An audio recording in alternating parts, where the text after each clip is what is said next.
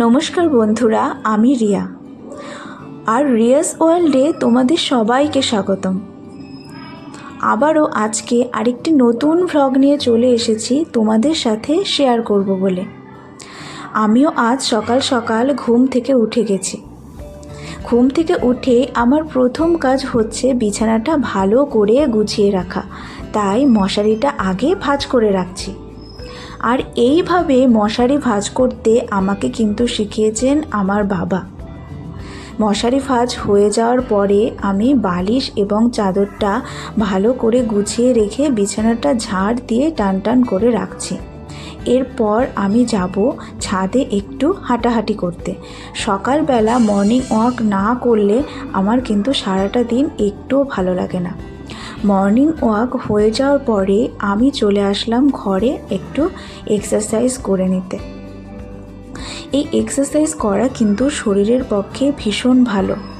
তোমাদের সকলের শরীর কেমন আছে তাও তোমরা আমাকে সবাই কিন্তু কমেন্ট করে জানাও, এবং কে কোথা থেকে কমেন্ট করছো তাও কিন্তু আমাকে অবশ্যই জানিও।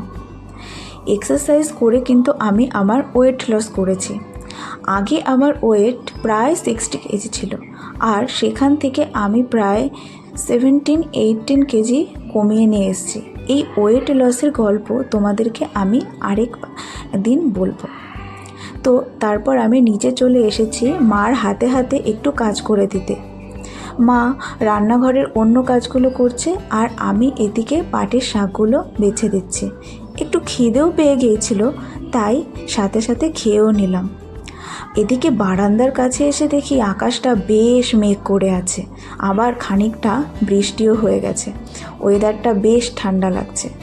এবার আমি ঘরে চলে আসলাম, খানিকক্ষণ পড়াশোনা করে নেব, তারপর আমি অন্যান্য কাজগুলো করব। বেশ, তাহলে এখন খানিকক্ষণ একটু পড়াশোনা করে নিই, তারপর আবার তোমাদের সাথে কথা বলছি। এবার এদিকে আমি চলে এসেছি ঘরটা পরিষ্কার করতে। আর এটা কিন্তু সেই নতুন ভ্যাকুয়াম ক্লিনারটা, যেটা কিন্তু আমি অনলাইনে অর্ডার করেছিলাম, আর গতকালই এটা কিন্তু ডেলিভারি এসেছে। জিনিসটা দিয়ে কাজ করতে বেশ ভালোই লাগছিল, তবে সিঁড়ি দিয়ে ওঠানো নামানোর সময় একটু অসুবিধা হচ্ছিল বটে, কিন্তু বেশ পরিষ্কার হচ্ছিল মেঝেটা। জিনিসটা বেশ কাজের আছে।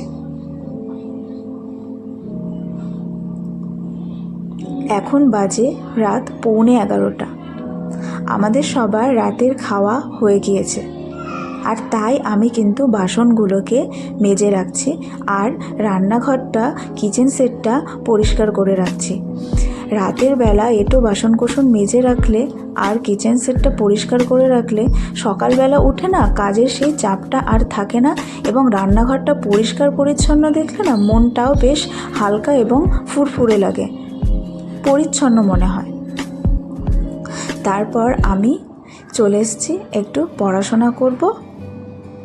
পড়াশোনা হয়ে গেলে তারপর কিন্তু আমি ঘুমোতে যাব। তো আজকের ভ্লগটা এখানেই শেষ করছি।